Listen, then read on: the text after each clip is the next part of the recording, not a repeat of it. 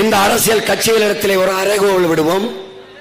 உங்களால் ஓட்டுக்கு காசு கொடுக்காமல் எங்களை வீழ்த்தி காட்ட முடியுமா? வென்று காட்ட முடியுமா? உங்களுக்கு ஓட்டு போட வேண்டிய தேவை என் மக்களுக்கு எதற்காக உருவாகிறது? ஒரு காரணம், திமுகவுக்கு ஏன் வாக்கு செலுத்தணும்? ஒரு காரணம், ஒரே ஒரு காரணம், பிஜேபி எதிர்க்கும். அது எதிர்க்குமா? அது எதிர்க்குமா? ஏத்திருக்கிறா. சீமானுக்கு போட்டால் பிஜேபி வந்துடும், சீமானுக்கு போட்டால் பிஜேபி வந்துடும்.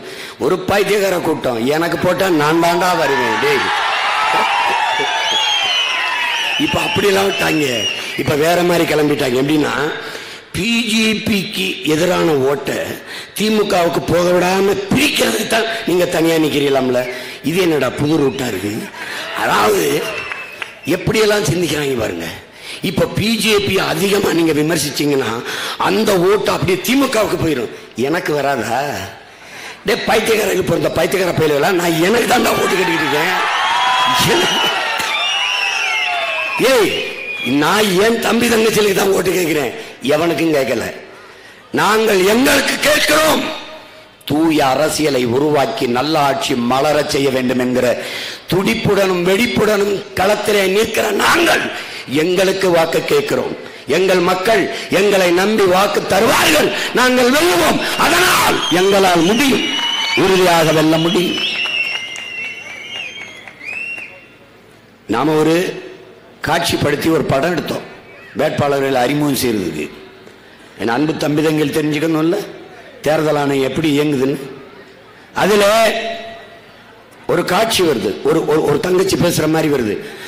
நம் உரிமைகளை நாமே போராடி பெற்றாக வேண்டும். இதான் அந்த வார்த்தைகள்.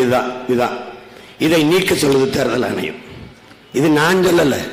இழந்து விட்ட உரிமைகளை பிச்சை கேட்டு பெற முடியாது, போராடித்தான் பெற்றாக வேண்டும். இது நான் சொல்லல, அண்ணல் அம்பேத்கர் சொன்னது. இந்த வார்த்தையை கூட்டு இப்ப இந்த இடத்துல நமக்கு என்ன நினைவு வருது?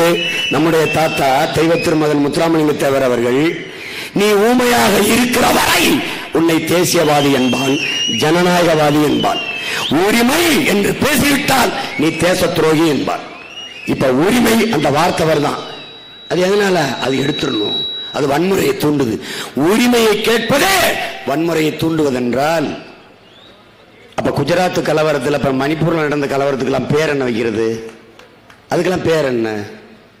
எப்படி இருக்கு பாருங்க. அடுத்த ஒரு தம்பி பேசுற மாதிரி வருது. என்ன வருது? வணங்குவதற்கு பல சாமிகள் உண்டு, வாழ்வதற்கு ஒரே ஒரு பூமிதான் உண்டு. சாமியை காப்பாற்ற அரசியல் செய்ய எத்தனையோ கட்சிகள், வாழுகிற பூமியை காப்பாற்ற ஒரே ஒரு கட்சி தான், அது நாம் தமிழர் கட்சி மட்டும்தான். இப்ப வணங்குவதற்கு பல சாமிகள் உண்டு. ஐயோ, அந்த வார்த்தை மதத்தை புண்படுத்துது. எங்க புண்படுத்துது?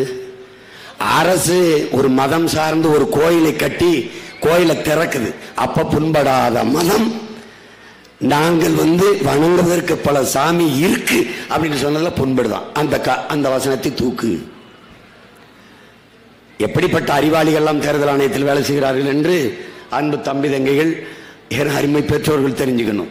எப்படி இருக்கு பாருங்க. அப்புறம் அறிவை வளர்க்கும் கல்வி, உயிரை காக்கும் மருத்துவம், உலக உயிர்களின் தேவையாக இருக்கிற உயிர் தேவையாக இருக்கிற நீர், இவை மூன்றும் விற்பனைக்கு வந்துவிட்ட தேசம் நாடல்ல சுடுகாடு என்று ஒரு வசனம் வருது. அது எப்படி அப்படி சொல்றது? சுடுகாடுன்னு சொல்லிட்டீங்களே. உண்மையிலே சுடுகாடு தான்டா. அது உண்மையிலே சுடுகாடு தான். மணிப்பூர் கலவரத்திலே 2 பெண்களை நிர்வாணப்படுத்தி நடத்தி கூட்டி கொண்டு போய் வன்புணர்வு செய்து தீ வச்சு கொளுத்தி எரித்த நாட்டுக்கு பேர் என்ன? அது சுடுகாடு தான்.